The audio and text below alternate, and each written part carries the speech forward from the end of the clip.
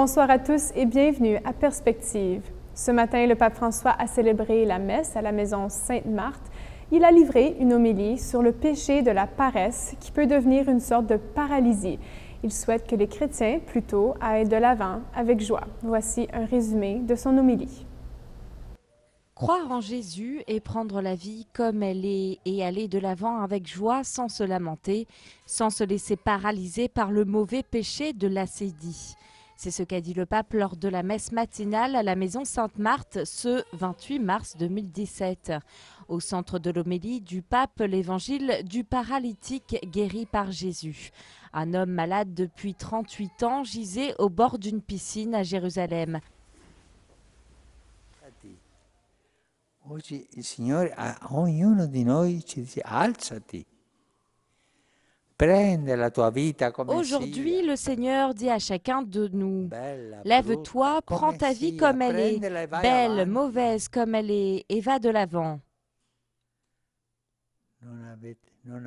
N'aie pas peur, avance avec ton grabat.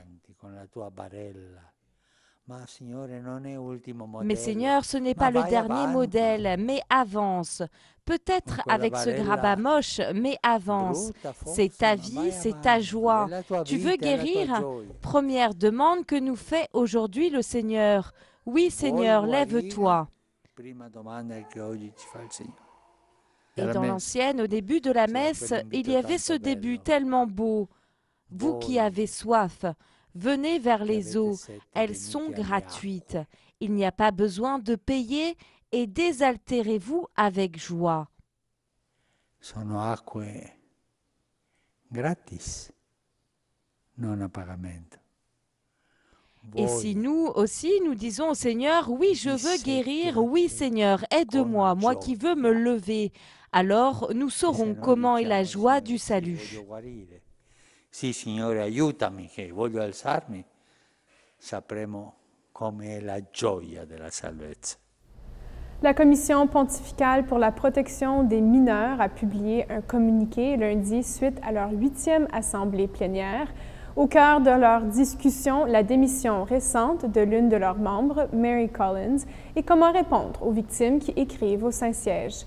En effet, Mme Collins a démissionné début mars et elle critiquait un manque de coopération de la part de certains dicastères, dont la Congrégation pour la doctrine de la foi.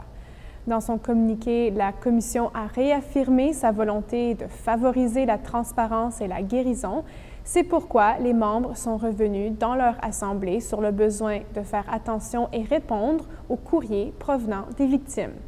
Pour implémenter cette tâche énorme, la Commission devra établir des procédures claires. Elle a aussi indiqué qu'elle poursuivra son mandat confié par le pape en 2013 et de continuer à travailler avec la Congrégation pour la doctrine de la foi. Un communiqué de presse du diocèse de Paris a indiqué que son archevêque, le cardinal 23, ne sera pas disponible pour les célébrations de la semaine pascale.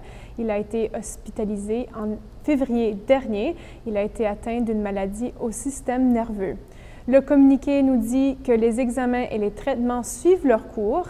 En ce qui concerne les célébrations pascales, le cardinal s'unira à la prière de tout le diocèse en étant plus étroitement associé cette année à la Passion du Seigneur durant les jours saints. Les évêques canadiens de l'Ouest sont à Rome cette semaine pour leur visite ad limina. Ils ont rencontré le pape lundi au Vatican. L'Assemblée des évêques de l'Ouest a été créée dans les années 70 et elle comprend 18 diocèses et 4 éparchies de rite gréco-catholique ukrainienne. Elle est présidée par Monseigneur Richard Gagnon de Winnipeg. Les évêques canadiens effectuent leur visite ad limina par région. La semaine dernière, l'Assemblée épiscopale des Maritimes était à Rome et au cours des prochaines semaines, ce sera au tour des évêques de l'Ontario puis du Québec. Ce soir, ne manquez pas une nouvelle émission des Échos du Vatican avec Charles Le Bourgeois, tout de suite après Perspective. Et c'est tout pour aujourd'hui. Merci d'être avec nous et à la prochaine.